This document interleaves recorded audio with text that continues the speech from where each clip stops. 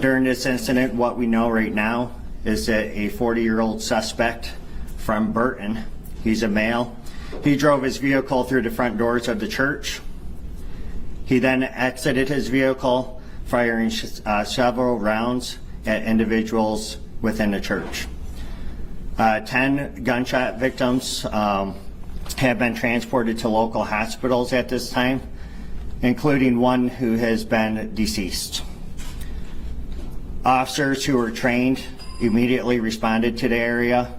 One was a DNR officer, and then one was a Blanc Township officer, where they met the suspect and they engaged in gunfire with that particular individual, neutralizing that suspect, and that suspect is no longer with us. As I said, it is a 40-year-old male from Burton.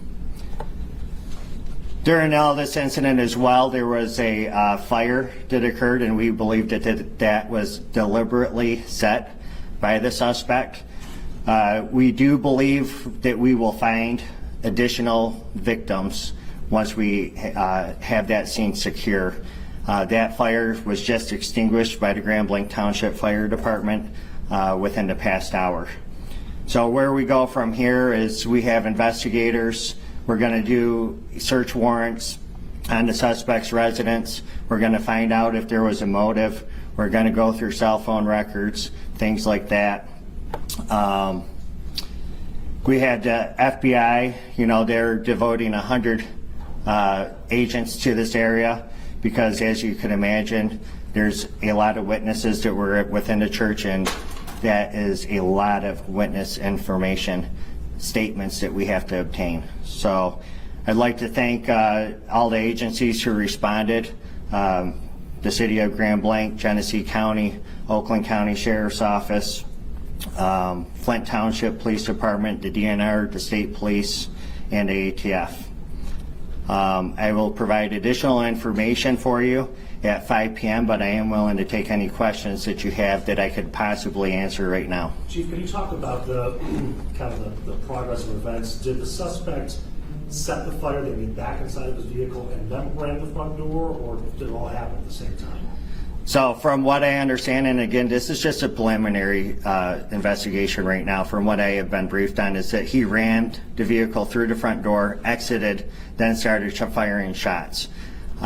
We are still trying to determine exactly when and where that fire ended up coming from and how it got started. So we believe it was deliberately set, though, by the suspect. Were they in an active service when this happened? Yes, the service was active. There was hundreds of people within the church. Are you sure it's only one suspect at this point, or is it possible other people helped setting the fire? What have you? Yes, it is one suspect that we know of at this point. We do not believe that there's a threat to the public. We believe that we have the guy who did this. Sir. Could you comment at all on the severity of the injuries at this time? We have a couple in critical condition. Like I said, one is deceased. The rest of them are in stable condition. A couple, maybe 3 or 2, I'm sorry? One deceased. The suspect is deceased as well. And then multiple victims are in critical condition. We do believe that we will find some additional victims once we find the area where the fire was. Any word on the weapon? Yeah. An assault rifle. So, any, as far as ammunition, did he have a lot of ammunition? That I don't know of yet, and I could get you later. Okay. Yeah. Hi, Bill. Hey. Was the suspect known to authorities, and did he have any connection to anyone who was in that church? Right now, we don't have any of that information, but I'm confident that our investigators, along with the FBI, we're going to end up uncovering all that information and provide that at a later time for you. Chief, to clarify, you said there may be additional victims like inside the church? Or? Yes, where the fire was. So, and the reason why we can't confirm that just yet is because it was a large fire, and we do believe that there was people up there that were near that fire and they were unable to get out of the church. So we do believe that we will find additional victims once we're able to search that, once there's no signs of a fire reigniting. So do you believe then that the victims that are still there, they succumbed to fire injuries or gunshots, or you're not sure? That I'm not sure, but I could provide all that information hopefully at 5 p.m. The shots were fired in the. Shots were fired, yes. And he had no idea how many though at this point. No idea how many at this time. Yeah. Can you Sure. describe it to the church? Is there like a worship area and then like a gathering space or something like that in the community? That I have not been in, so I can't tell you the layout. Chief, can you kind of describe the process of how things change for tactical response when there's an active fire? Every training I've seen, it's always been a building that has not been on fire. So how do you deal with an active shooter when you have that situation happening as well? Well, we are here at Blanc Township, and there's a lot of agencies within the state of Michigan. We are specifically trained to go right to the threat in an active shooter situation.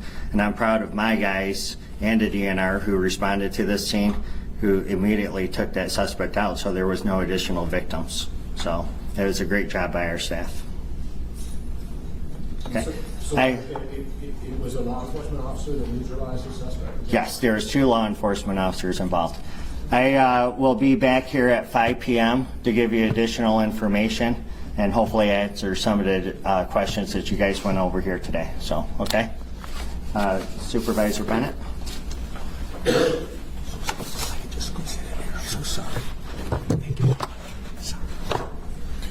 Well, Scott Bennett, Blanc Township Supervisor. Scott, S-C-O-T-T, Bennett, B-E-N-N-E-T-T.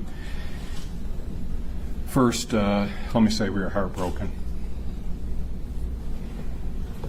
This kind of violence doesn't happen in our community, and we are heartbroken that it came to Blanc Township. And we're going to do everything we can to support the families, the victims, and our community getting through this situation. And it's something that no community ever wants to have. And we're going to do our best to do everything we can. We appreciate the outpouring of support from our elected leaders from both national and state in offering their assistance, and we probably will take them up on their offers. So we appreciate that very much, and we appreciate the community reaching out to us also.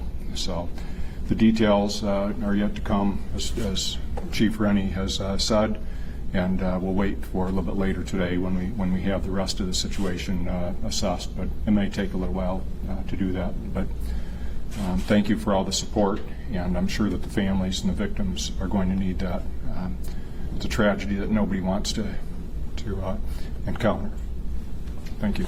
Chief, before you step out, can you go over the process for family members, where you want them to go, who they should call to get more information and information? Yeah, so those family members, they are in a secure area right now. They have been taken over to Trillium, so that's where the FBI will interview them and then release them from there.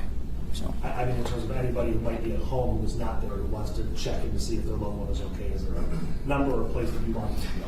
Yes, you could call the Blanc Township Police Department, 810-424-2611. Thank you. Thank you, Chief.